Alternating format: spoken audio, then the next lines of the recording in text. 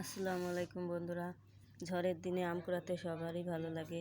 আজ আমাদের এখানে অনেক ঝড় হয়েছে, আমরাও অনেক আম কুড়িয়ে এনেছি। এখন সেই আমগুলো দিয়ে আমসত্ত্ব বানাবো। আজ আমি বানাবো কাঁচা আমের আমসত্ত্ব। দেখুন বন্ধুরা, ঝড় হয়ে কত বৃষ্টি হয়েছে। এই যে আমরা অনেকগুলো আম কুড়িয়ে এনেছি। এখন আমগুলো আমরা কেটে পরিষ্কার করে ধুয়ে নেব। ধুয়ে নিয়ে এখানে আমসত্ত্বর জন্যে কড়াইতে প্রথমে পানি দিয়ে লবণ দিয়ে গরম করে নিলাম। তার মধ্যে আমগুলো দিয়ে একটু সেদ্ধ করে নিলাম। এখন সেদ্ধ আমগুলো পানি থেকে তুলে নিলাম, নিয়ে এটাকে ব্লেন্ডারে ব্লেন্ড করে নেব। এই যে দেখুন, ব্লেন্ড করা আমগুলো কত সুন্দর মিহি হয়েছে, দেখতেই পাচ্ছেন। এখন আমি এগুলোকে কড়াইতে দিয়ে রান্না করে নেব। এর জন্য আমি এখানে একটা মশলা বানিয়ে নিলাম। ধনে, জিরা, কালো জিরা, শুকনো মরিচ এগুলো দিয়ে ভেজে মশলা বানিয়ে নিলাম। দেখুন কত সুন্দর মশলাটা হয়ে গেছে।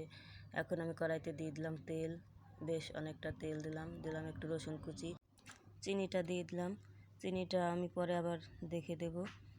এখন দিলাম ধনে গুঁড়া, মরিচের গুঁড়া, হলুদ গুঁড়া আর দিয়ে দেবো লবণ। লবণটাও আমি বুঝে দেব, পরে আবার খেয়ে দেখবো লবণ চিনি হয়েছে কিনা। আপনারা এইভাবে বানিয়ে নিতে পারেন। এখন আমি এতে ঢেলে দিলাম ব্লেন্ড করা আম, দিয়ে ভালো করে নেড়ে চেড়ে মিশিয়ে নেব।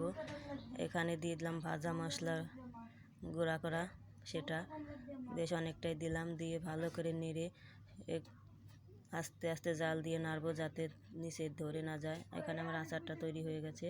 এখন আমি এরকম বড় একটা প্লেট বা ডালা, যে আপনারা যা খুশি একটা কিছুতে দিতে পারেন।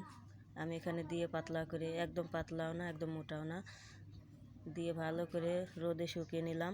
এই যে দেখুন আমার আচারটা শুকিয়ে গেছে। এখন আমি ইচ্ছা মতো কেটে নিতে পারবো প্লেট থেকে। দেখুন প্লেটে একটু তেল দিয়ে দিয়েছিলাম, আচারটা সুন্দর মতো উঠে আসছে।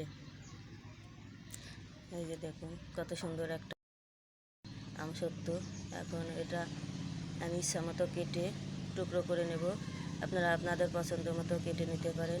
তো তৈরি হয়ে গেল আমার কাঁচা আমের আমসত্ত্ব। ভিডিওটা ভালো লাগলে একটা লাইক করে দেবেন, কমেন্ট করবেন এবং শেয়ার করে আমার পাশে থাকবেন।